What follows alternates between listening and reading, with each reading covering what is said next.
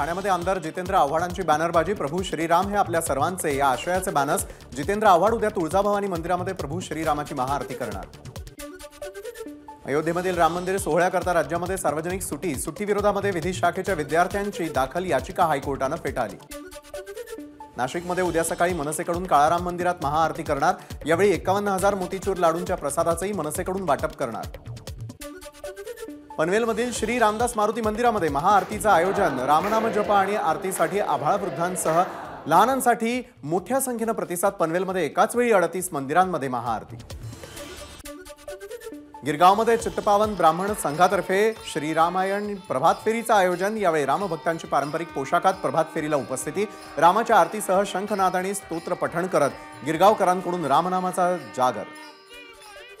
हरियाणामधून अयोध्येमध्ये आलेल्या कलाकारांकडून नृत्य आणि संगीताचं सादरीकरण। हनुमान चालीसा आणि रामधून वाजवून रामनामाचा गुंजारव।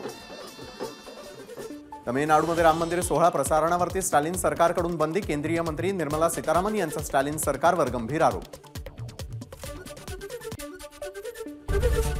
एबीपी माझा, उघडा डोळे बघा नीट।